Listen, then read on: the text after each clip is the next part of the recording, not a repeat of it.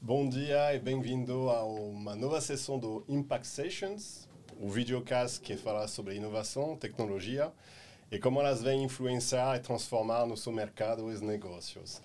No episódio de hoje, a gente vai falar sobre um tema que se torna mais e mais relevante hoje, é a evolução do papel de C-Level e como nossos novos executivos e as lideranças precisam hoje acumular várias funções e habilidades para poder atuar e influenciar os resultados de negócios. Então, para o episódio de hoje, eu tenho a honra de falar junto com dois convidados nossos. O primeiro é o Renato Costa. Bom dia, Renato.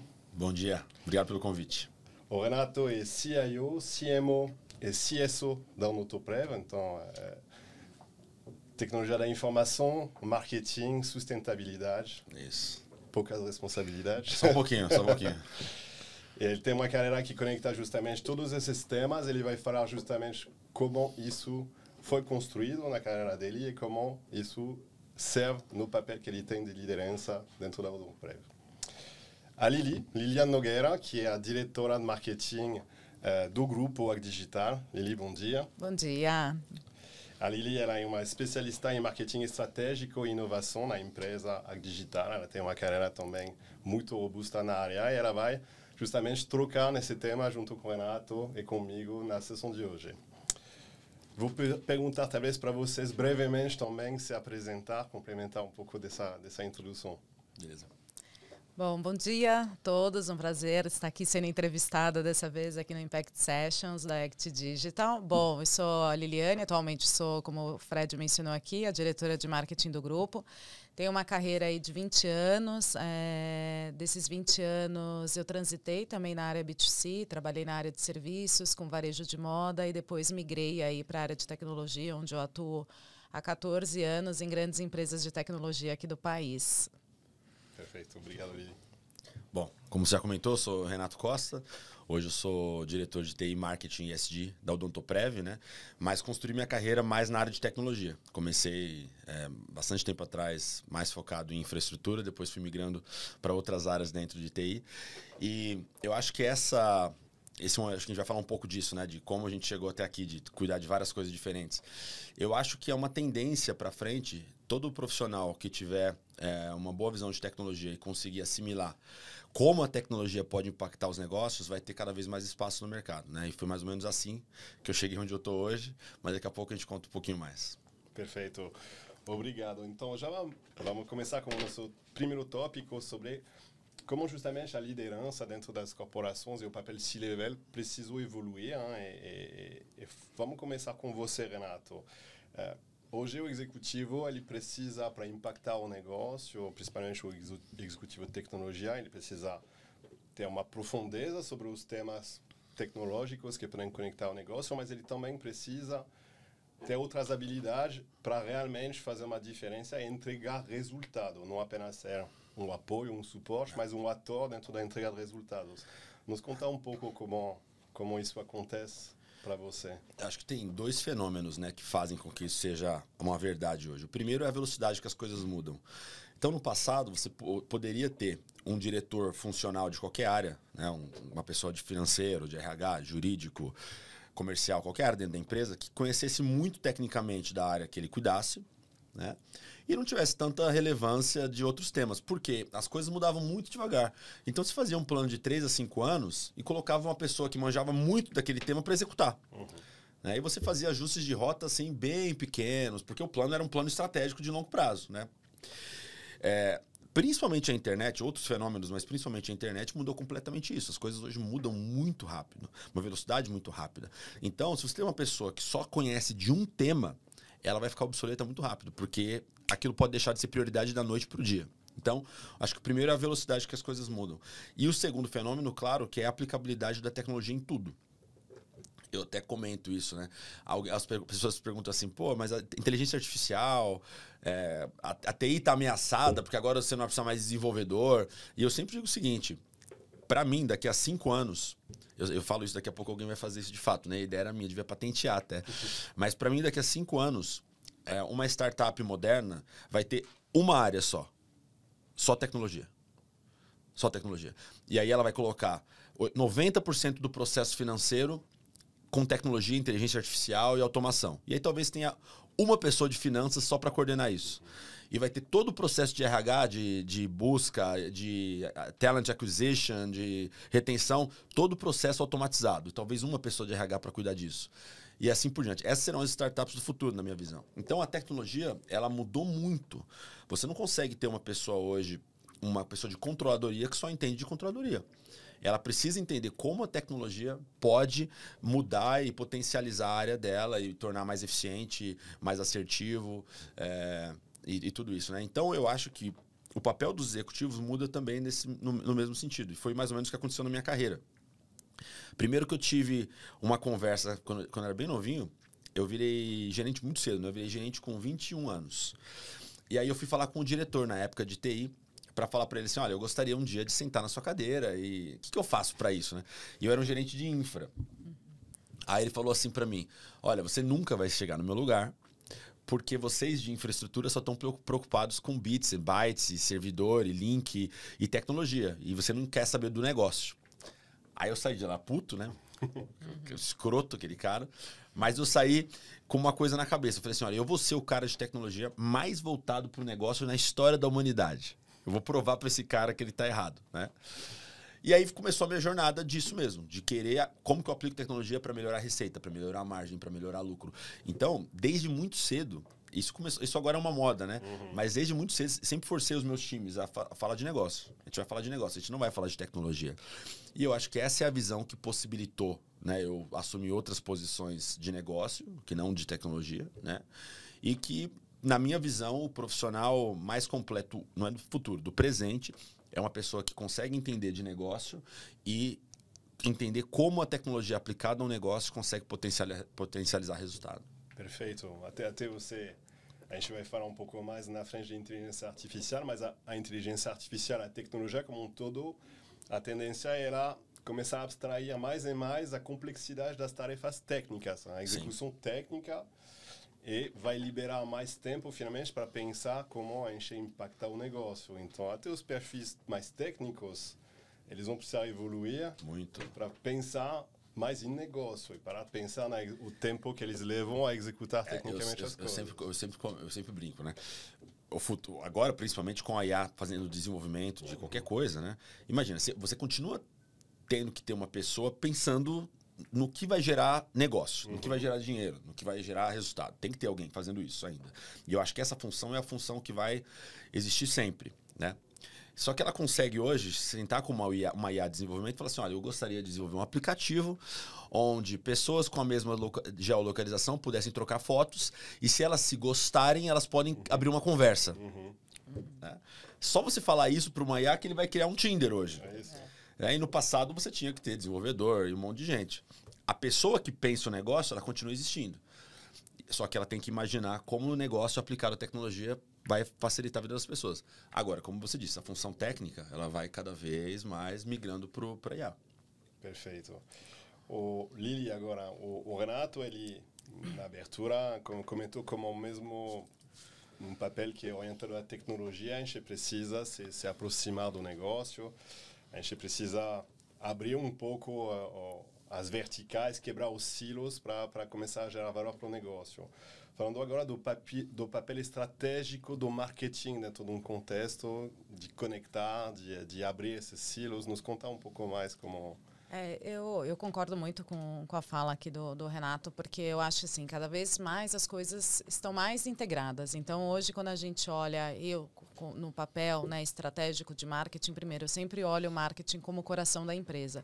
Eu falo que eu tenho que estar quase que onipresente dentro das estruturas todas, seja de negócio, seja do RH, seja de people.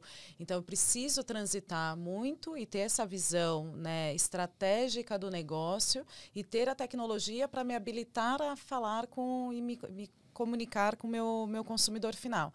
Então, hoje, é claro que a tecnologia sempre esteve presente dentro do marketing, né? Eu tenho 20 anos de carreira, então a gente começou lá desde quando a gente fala do e-mail marketing, das primeiras ferramentas, né? Do próprio CRM, só que hoje isso está muito mais avançado. Se eu não entender de tecnologia, eu estou obsoleta dentro do mercado. Então, a tecnologia ela vem muito para habilitar, né, as nossas estratégias, nossa eficiência operacional, para como a gente consegue se conectar mais com os nossos consumidores, as marcas se conectarem mais com seus clientes. Mas acho que a visão estratégica aqui é o grande desafio e uma mudança de cultura dentro das organizações. Então, eu acho que o papel do C-Level, e quando eu me coloco nessa posição, é ter uma visão muito mais holística, né, e muito mais estratégica do negócio, e tem na tecnologia me apoiando aqui para me habilitar e impulsionar a entrega dos resultados dentro da nossa área. Eu acho que dentro da minha história, assim, quando o Renato estava contando um pouquinho da história dele, eu tenho um perfil aqui que eu considero interessante porque eu já tive do outro lado, porque eu atuei muito tempo no B2C. E quando você migra para o B2B, essa visão de ponta, de você entender a jornada de fato do seu consumidor na ponta, seja dentro de qualquer indústria, isso traz um skill muito diferenciado quando você fala da visão de negócio. Então, hoje eu tento muito conduzir isso dentro da estrutura B2B, porque isso te deixa um pouco míope do ponto de vista do que as empresas entregam de resultado na ponta. Você só está pensando no primeiro canal, né, entre nós e a empresa, que é o nosso cliente, mas e essa empresa? O que entrega de valor? Então, isso ajuda muito a gente conseguir ter uma visão de entrega de valor quando a gente se comunica com esse cliente de forma muito mais personalizada. E aí depois a gente vai falar de IA e tudo que nos habilita a trazer uma comunicação e uma estratégia muito mais assertiva com esse público, né? Perfeito. Agora a gente falou de C-Level, se tornar executivo, mas para chegar lá, a gente tem que...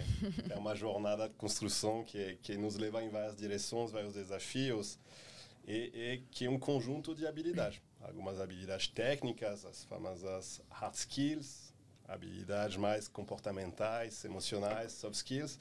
Renato, você que teve essa trajetória, você falou até do início, o que foi um pouco um elemento fundador, né, que te levou a te conectar mais ao negócio. Nos conta o que você acredita ser hoje as habilidades chaves para navegar nesse mundo novo e até quais conselhos você poderia dar a alguém que quer se tornar um futuro, que quer seu lugar no futuro? Acho que sempre falo que tem 3 soft skills que para mim são primordiais e que deveriam ser ensinados na escola, no colégio mesmo, né? Que são comunicação, vendas e negociação. Para mim são 3 habilidades assim que estão em falta para começar, né? Que as pessoas têm uma dificuldade gigante de se comunicar. E se comunicar não é falar. Se comunicar é efetivamente, ser objetivo, conseguir ter começo, meio e fim, contar uma história. Storytelling está na moda essa palavra, mas é isso mesmo. Qual que é a história que você consegue contar? Ninguém quer saber do seu currículo, onde você se formou, tempo de experiência, já passou. Eu brinco sempre com o pessoal que é o seguinte: você chega numa mesa de entrevista, aí a pessoa fala assim, conta um pouco sobre você. E aí você começa a contar o currículo. O currículo ela já viu. Ela te chamou para a entrevista porque ela leu o currículo e gostou. Então, a pergunta que ela está fazendo ali, na verdade, é qual que é a história que você tem para contar que mostra o valor daquilo que você entregou em algum lugar. Porque, na verdade, é isso que a gente está contratando. Eu quero contratar alguma coisa que eu consiga enxergar em você, que você entregou de valor em algum lugar e que eu acho que é aplicável aqui onde eu estou te levando, né? Então, eu acho que o poder da comunicação, da gente conseguir contar, e muitas vezes a gente até tem história, mas a gente não consegue contar. Então, a capacidade de se comunicar e conseguir contar histórias de forma efetiva, eu acho que são realmente transformacionais numa carreira. O segundo ponto é vendas. Todo mundo é vendedor. Seja vendedor para o cliente ou vendedor dentro da empresa. Você precisa vender uma ideia, você precisa vender um projeto, você precisa vender até a sua própria carreira, a sua própria evolução profissional. Você tem que conseguir vender, né? E as pessoas também não param para pensar nisso. Toda vez que você senta com alguém para definir um projeto, você está vendendo. E você está conseguindo usar as ferramentas de vendas adequadas para isso? A gente não consegue também ter esse skill. E o terceiro skill é negociação, que é muito importante. Aí a negociação incluiria flexibilidade, adaptabilidade, né, capacidade de pivotar. Negociação não é... Escutar. Negociação não é eu falar, não é eu ter sempre o que eu quero.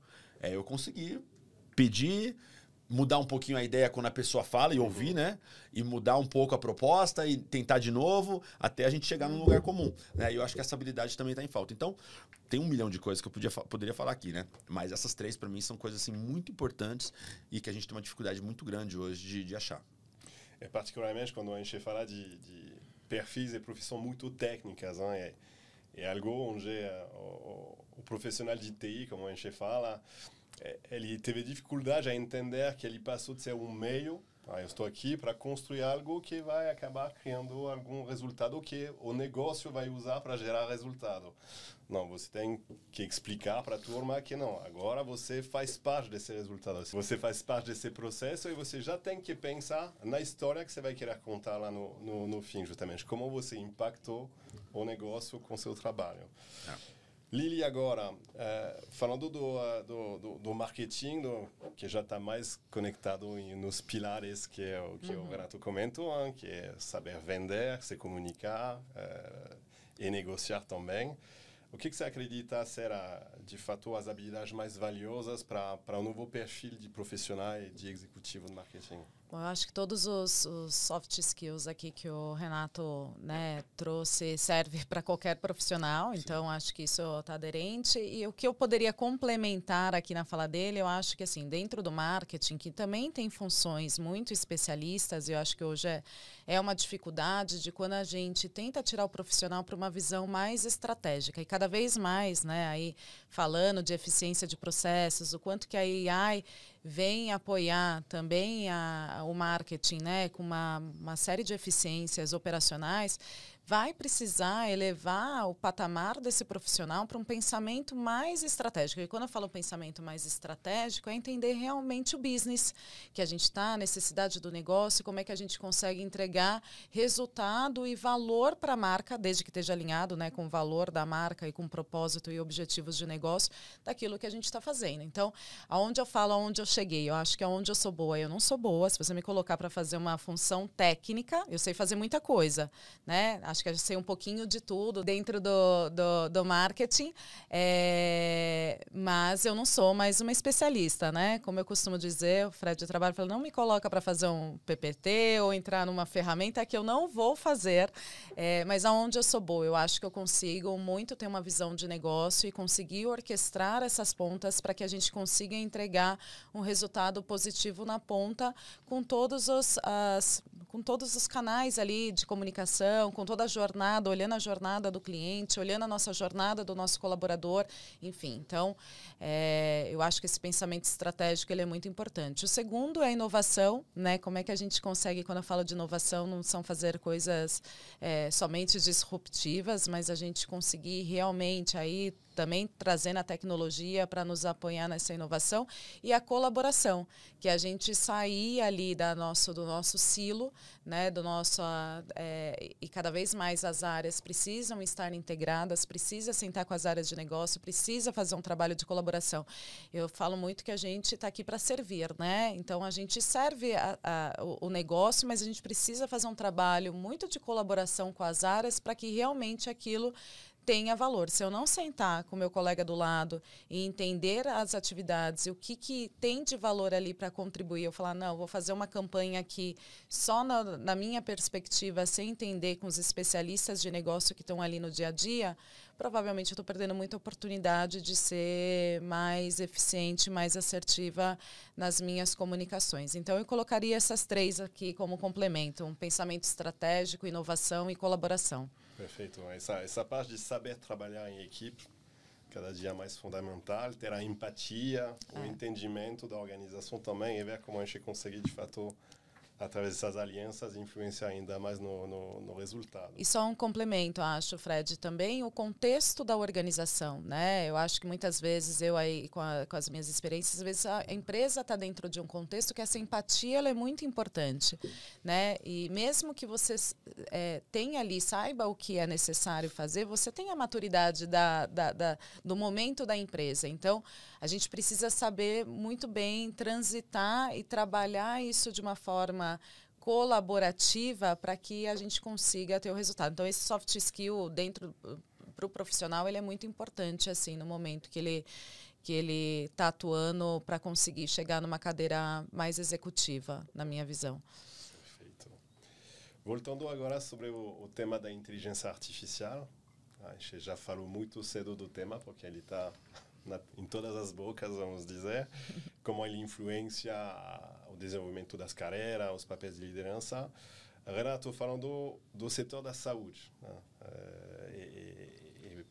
Tipicamente não o Dr. Prev, mas na sua visão geral também, quais são as primeiras aplicações práticas, né, da inteligência artificial? E claro que tem a IA preditiva, o machine learning, que já está aqui há vários anos, mas agora a IA generativa. Na prática, além das experimentações, onde você teve uma oportunidade de ver resultados práticos e de impacto no setor da saúde através do uso de IA? O setor da saúde pode ser... É provavelmente o setor que mais vai ser impactado, né? Porque a IA tem um poder gigante quando você tem dados. E saúde você tem muito dado, né? Então, na saúde mesmo, você vê isso já na capacidade de previsão e predição de doenças, né? Então, do ponto de vista de longevidade, qualidade de vida, bem-estar, a IA já está sendo aplicada. Só você ver o Smart Tudo hoje em dia, né? Você tem o Smart Ring, Smartwatch, e você está conectado o tempo inteiro. Através desses dados, você está conseguindo alimentar uma base que está te comparando com outras milhões e milhões de pessoas no resto do mundo, que vai te dizer, olha, se você continuar fazendo isso, você vai ter esse tipo de doença. Ou pessoas que fizeram isso tiveram esse tipo de efeito. Então, na saúde, você tem uma aplicabilidade na ponta muito grande. Quando a gente fala da parte corporativa, empresas de plano de saúde, hospitais, institutos, né, de estudo como Instituto do Câncer e coisas assim, aí você tem um outro aspecto, que é o aspecto de back-office, que também funciona, que é na parte de pesquisa e desenvolvimento. Então, você conseguir fazer... Porque assim, o plano de saúde no Brasil ele é caro. Porque a gente tem um rol mínimo gigantesco da ANS, né? Então você tem que incluir tudo para todo mundo e torna o negócio inviável, né? Se você tem uma inteligência artificial trabalhando, você consegue, e eu acho que isso vai acontecer, mudar um pouco a regulação, você consegue personalizar a proposta de saúde de acordo com a pessoa. Então, imagina, eu não tenho, na minha família, geneticamente, eu não tenho nenhuma hereditariedade de câncer, de diabetes, de pressão alta, de uma série de coisas. Então, se eu pudesse ter um plano de saúde mais magro, que de fato colocasse ali dentro, né, que nem Pareto, as doenças que eu tenho mais predisposição para ter, com certeza eu teria um plano muito mais barato e a acessibilidade de saúde no Brasil seria muito maior. Né? E eu acho que isso está chegando. Mas você só consegue fazer isso através de dados de inteligência artificial. Né? Do nosso lado, a gente tem várias aplicabilidades já funcionando. Né? Uma delas, por exemplo, é retenção. Então, você consegue olhar para toda a nossa base. A gente tem 9 milhões de bocas hoje. Né? A maior empresa de plano odontológico na América Latina já há bastante tempo. E a gente cuida de 9 milhões de bocas de brasileiros. E você consegue olhar para o comportamento dos nossos clientes, né? Foi ao dentista nos últimos 12 meses? Que tipo de serviço que fez? Atrasa o pagamento ou não atrasa? Qual que é o modo de pagamento? Tem uma série de variáveis que você consegue avaliar e você consegue criar algoritmos que vão te dizer qual que é a propensão de cancelamento de cada um. Mas não só isso. Você analisa a propensão de cancelamento e você consegue também, através de comparações demográficas e de comportamento, identificar o seguinte: o que eu posso oferecer para esse cliente para ele não cancelar? Ou, ao tentar cancelar, ele é um cara que valoriza desconto, ele valoriza procedimentos estéticos, o que ele valoriza dependente, onde que eu consigo negociar com ele para ele não ficar? Então, a gente já tem um resultado bem interessante de retenção, diminuindo o churn, né? E essa é uma aplicabilidade que a gente tem. E uma outra aplicabilidade é o seguinte: nós somos provavelmente a única empresa de plano odontológico no mundo, e talvez até de saúde, que a gente faz double check de 100% dos procedimentos que são realizados pelos nossos pacientes. Então, a gente tem mais ou menos 800 mil procedimentos por mês. Nessa 1 hora que a gente está conversando aqui, 5 mil clientes Odontoprev estão sentando numa cadeira de dentista, tá? Pelo Brasil todo. e a gente faz double check de 100%. Então a gente exige que o dentista mande uma foto de antes, para assegurar que aquilo que ele está falando que a sua boca precisa, de fato precisa, e uma foto do procedimento depois, para garantir que foi feito, primeiro, e segundo, que foi feito com qualidade. Né? E se não for feito com qualidade, a gente manda refazer, a gente não paga. Imagina, tudo isso era feito num back-office gigantesco nosso, com muitos dentistas, cirurgiões dentistas, olhando cada imagem e cada foto e fazendo essa avaliação, né, de gestão da qualidade. Hoje a gente já aplicou IA, né, IA para reconhecimento de imagem, IA para qualidade, IA para auditoria. E 60% de tudo que chega para a gente hoje já é feito através de inteligência artificial. Só 40% é feito através de trabalho manual. Então, isso é um exemplo para a gente, né, de odonto, que é muito aplicável em saúde. E à medida que você vai fazendo isso, primeiro que você consegue ter um custo muito melhor, né, você melhora de um lado a margem para o acionista e resultado para a empresa, e do outro lado a gente começa a conseguir trazer cada vez mais acessibilidade nas soluções de saúde. Odonto ainda tem um ticket muito acessível. O ticket odontológico ele chega a ser 20 vezes mais barato do que um de saúde, né, de plano médico.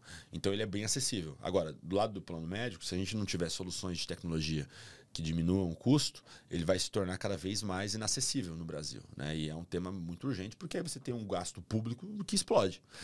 Então é uma maneira, sim, de a gente combater, inclusive, o aumento, né, de gasto público com saúde, é você tendo um ticket mais acessível no plano privado. Perfeito, muito bacana de ver 70% já da operação impactada positivamente com os ODA. Muito legal. Você comentou um pouco do tema da regulação. A saúde é um ambiente muito regulado e com certeza para IA trazer todos os benefícios que a gente pode esperar dentro desse mundo, a gente vai precisar evoluir as regulações e permitir uma aplicação dela controlada, ética, segura. Você enxerga alguns outros desafios para conseguir, de fato, escalar o uso da IA dentro do mundo da saúde? Eu acho que tem 2 pontos importantes. O primeiro é investimento. Então, você vai ter que ter parceiros ou você vai ter que ter empresas que tenham capacidade de investimento. Porque, e ao contrário do que foi, né, estava sendo pregado 2, 3 anos atrás, eu acho que as pessoas agora estão com o pé no chão de que IA resolve muita coisa, mas não resolve tudo. Não resolve tudo, não resolve rápido e não é barato. Essa é a verdade. Se você quiser fazer IA de verdade, é bastante dinheiro, bastante teste, e aí você vai achando soluções e aplicabilidades, né? Então você vai ter que ter empresas que tenham capacidade de investimento, estômago para testar e errar.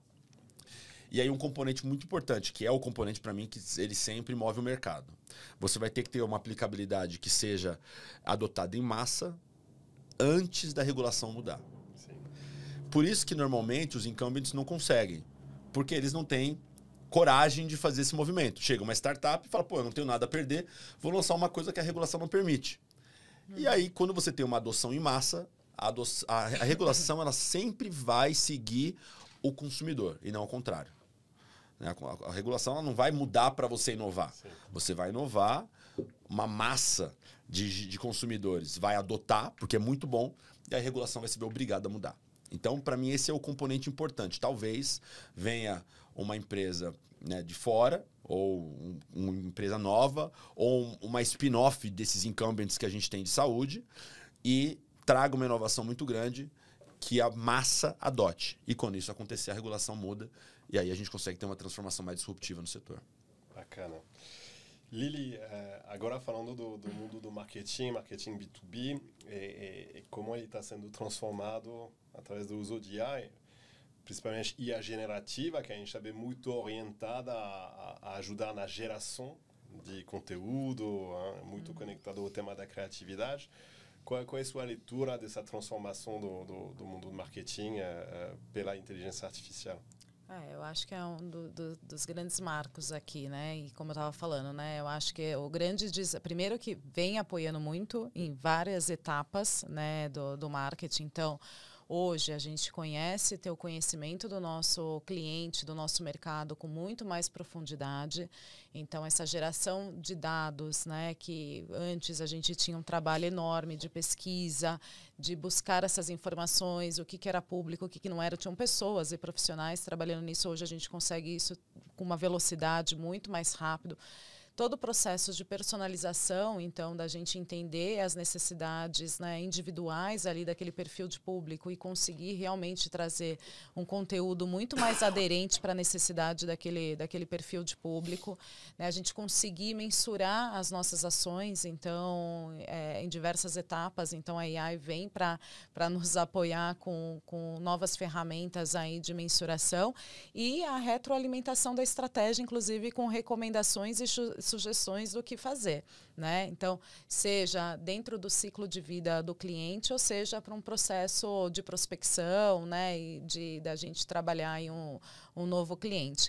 Então, acho que ela vem apoiando. Hoje aqui na Act a gente já usa a AI para diversos processos. Então, antes, o que demandava muito esforço e muito tempo do time, às vezes de 5 horas de um trabalho, sei lá, de roteirização, né? De um podcast, por exemplo, hoje a gente faz isso em minutos, né? Então, seja de legenda, seja de geração de conteúdo, seja para automação de marketing dentro das ferramentas com os parceiros que a gente tem hoje para atuar. Mas eu acho que aí tem o grande desafio, né, Fred, que você tem um portfólio gigante de ferramentas com AI, mas você conseguir escolher o que realmente você tem maturidade de usar, porque não adianta você ter uma Porsche e usar 10% do que aquela ferramenta pode te proporcionar.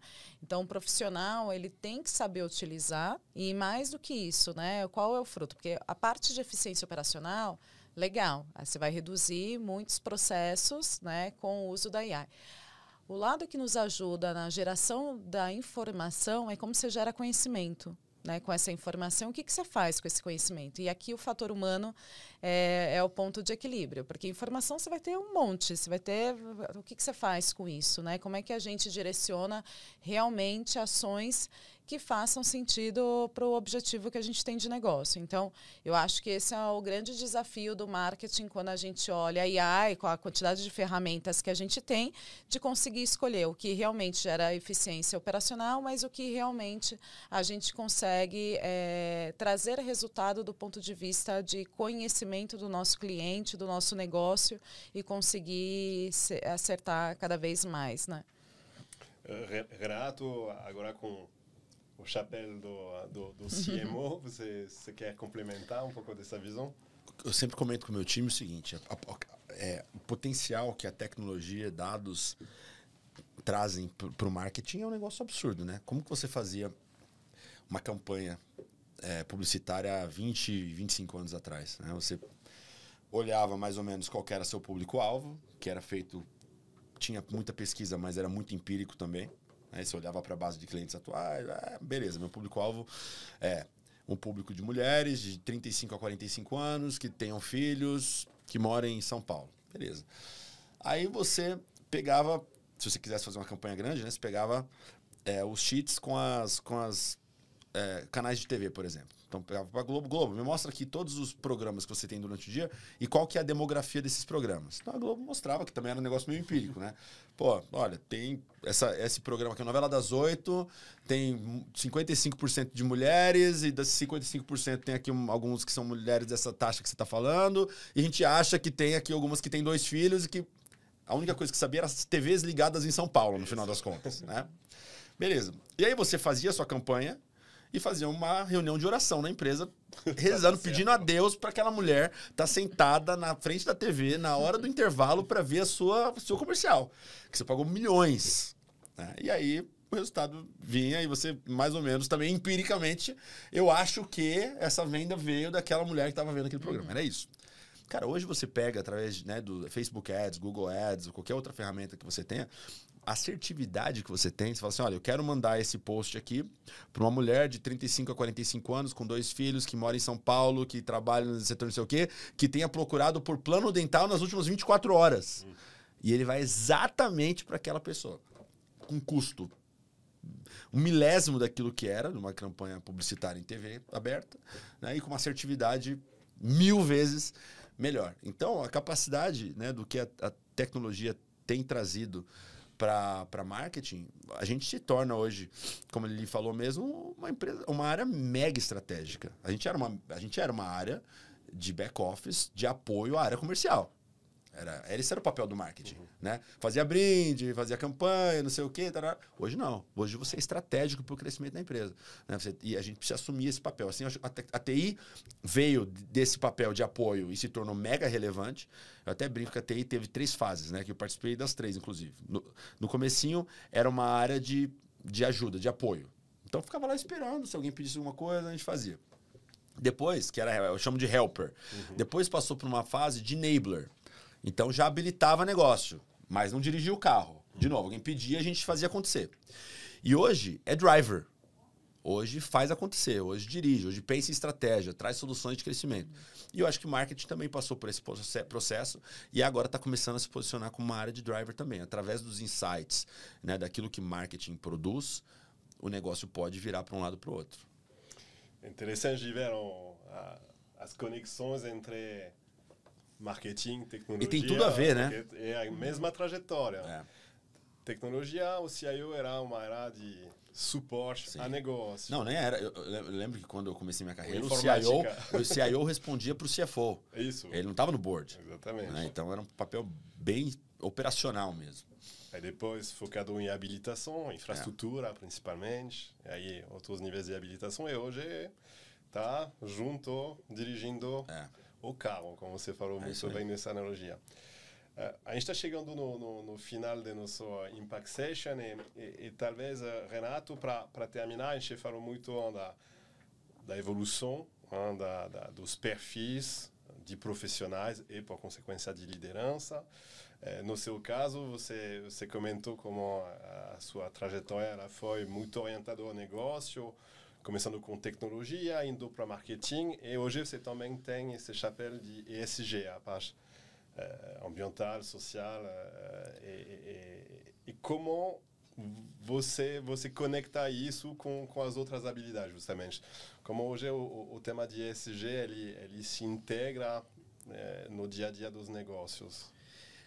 Uma coisa que é muito importante é o seguinte, né? Nossa missão na Odontoprev é levar a odontologia de qualidade para cada vez mais brasileiros. E aí a gente não pode fechar os olhos para o fato de que o Brasil ainda é um país muito desigual e que tem um débito social gigantesco, né?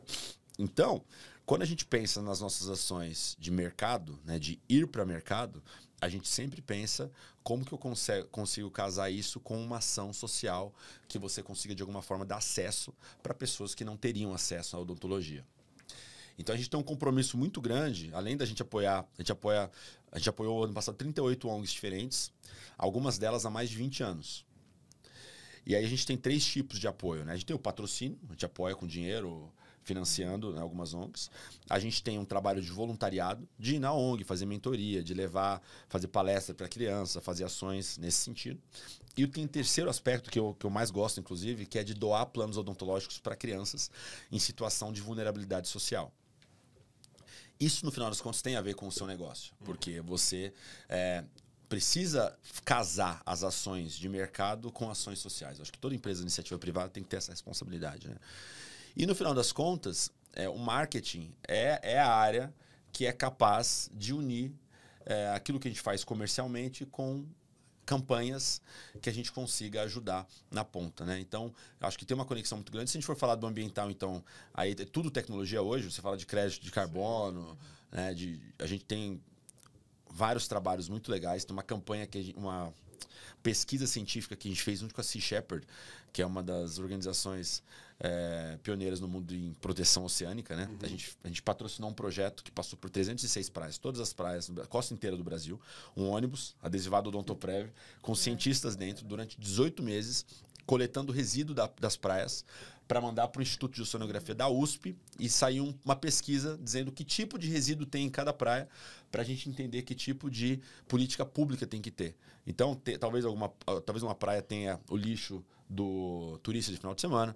Uma outra praia tem a rede de pesca que vem de alto mar. Uma outra praia vem lixo de outro continente, né? A gente viu de tudo. E cada região tem que ter. E aí a gente fez isso porque 50% a 70% do oxigênio do planeta vem dos oceanos, né? A gente fala da floresta, que é muito importante, mas na verdade é o oceano que faz a gente continuar respirando. E aí a gente tem uma brincadeira que a gente faz, né? Assim como a saúde do corpo começa pela boca, a boca é a maior cavidade do corpo humano exposta ao meio ambiente, né? Por onde entram bactérias, micro-organismos e tudo mais. A saúde do planeta começa pelos oceanos. Então a gente sempre tenta casar aquilo que a gente é enquanto empresa, no setor privado, né? E o compromisso que a gente tem com o negócio, com aquilo que a gente pode fazer para o meio ambiente, socialmente, com certeza também, do ponto de vista social, e do ponto de vista de governança. A gente é uma empresa de capital aberto há quase 20 anos já, e tem que seguir também a cartilhazinha de governança, né? Então, acho que é isso. E aí, tecnologia ajuda e marketing também tem um papel fundamental em fazer com que essas coisas funcionem direitinho. Ótimo. Bom, chegamos ao fim do nosso Impact Session. Renato, Lili, quero agradecer muito vocês pela participação, contribuições. Acho que a conversa foi super rica. Tenho certeza que nossa audiência curtiu. E eu falo para vocês até a próxima sessão de Impact Session. Obrigado a todos. Obrigado. Obrigada.